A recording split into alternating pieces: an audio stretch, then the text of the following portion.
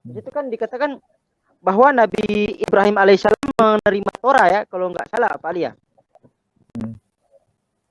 Nah, saya teringat kajian-kajian Pak Ali di yang lalu-lalu mengatakan Torah itu kan sebelum dikatakan penyebutan itu sebagai Torah kan ada satu sebutan sebelum dikatakan Torah itu Hamikra gitu kan, kalau nggak salah. Nah, dan juga kata Hamikra itu kan pada saat saya membaca Al-Quran Hamaborak, ini kebetulan saya punya PDF-nya di sini. Nah, di situ pada surat Al-A'la ayat yang terakhir, di situ dalam Al-Quran Hamaborak diterjemahkan seperti ini. Bishefrei Hakkodes Hammekorim Shel Abraham Weshel Moshe. Gitu. Nah, bag ini gimana? Saya juga heran ini. Saya ini dari kemarin bingung ini, waduh. Saya belum dapat titik temunya gitu. Nah, apakah yang dimaksud dengan kata, karena dalam bahasa Arab itu kan suhufi Ibrahim wa Musa. Itu kan? Nah, jadi apakah kata suhuf atau mekorim atau hamikra, apakah dalam ini saling berkesinambungan gitu? Ya, kalau kita lihat dari sisi kebahasaan ya, secara linguistik. Ya. Bahwa Quran, hak Quran, itu kalau dalam bahasa yang sepadan, itu bisa disebut hamikra. Hak Quran itu sama dengan hamikra, sesuatu yang dibaca. Atau Quran itu sesuatu yang disebut bacaan. Kalau hamikra, sesuatu yang dibaca. Nah, sesuatu yang dibaca itu berdasarkan apa yang kita sebut sebagai kitabah, tulisan, ya, sesuatu yang tertulis, sesuatu yang termaktub, kitabah. Nah, kalau di dalam tradisi Yahudi, bahwa Abraham itu juga mendapatkan apa yang disebut dengan istilah Botorotai, ada disebut Mizvotai, kemudian juga disebut Botorotai, Mizwot. Mizwot di sini perintah-perintah. Torotai dan juga disebut hukum-hukumku. Artinya hukum di sini bukan sesuatu yang bersifat lisan, tapi sesuatu yang juga bersifat tertulis. Berarti memang ada kesinambungan kalau Quran sebagai pewahyuan terakhir itu terkait dengan Tauratnya Musa. Tauratnya Musa ada kaitan dengan Torotai yang diterima oleh Abraham. Dan itu semuanya disebut dengan istilah suhufi Ibrahim wa Musa dalam tradisi Islam. Dan semua yang diterima oleh Abraham, Moshe atau Muse, dan Nabi kita Muhammad SAW itu semacam estafet pewahyuan. Kalau kita lihat dari pembacaan Quran. Jadi tidak ada pertentangan di situ, saling menguatkan. Makanya kesimpulannya sederhana. Kenapa dalam Quran Abraham disebut sebagai Muslim, bahkan dikatakan aslim, berislamlah. Itu Tuhan bicara kepada Abraham. Kemudian Abraham berkata, aslamtu lirabbil alamin.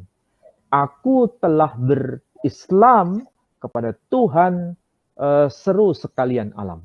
Nah, pertanyaannya, itu kan versi bahasa Arabnya. Tentu saja, kalau dari kacamata sejarah, tidak mungkin Ibrahim bicara dalam versi bahasa Arab itu. Tapi dia bicara dalam bahasanya sendiri. Karena Quran menegaskan setiap nabi itu bicara dalam bahasa mereka sendiri-sendiri. Setiap umat ada nabinya masing-masing, bilisani kaumih, dengan bahasa kaumnya.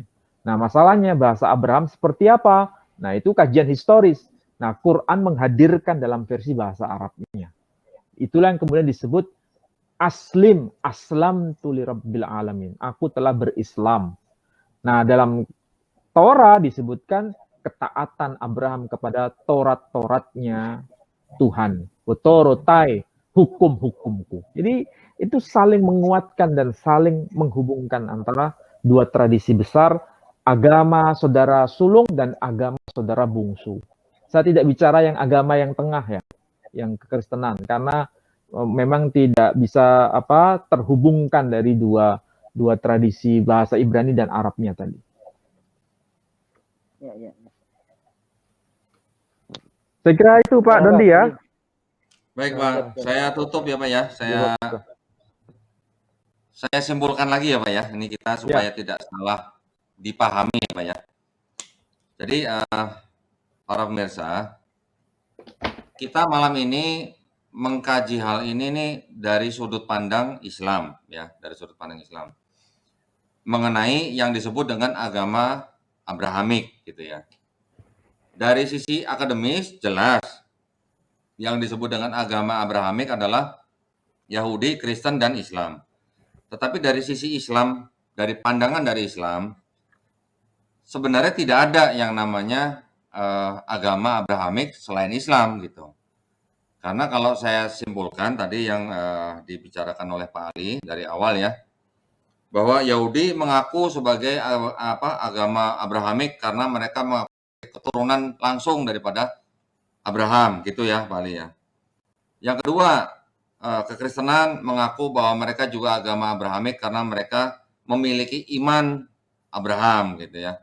Walaupun sangat bisa dipertanyakan iman seperti apa yang mereka ikuti gitu. Sedangkan kalau dari Islam, dari kitab sucinya sudah jelas bahwa dari semenjak Adam alaihissalam sampai Isa alaihissalam diteruskan dan disempurnakan oleh Nabi Muhammad SAW, semuanya adalah Muslim. Yang berbeda hanyalah akidah dan syariat, gitu ya.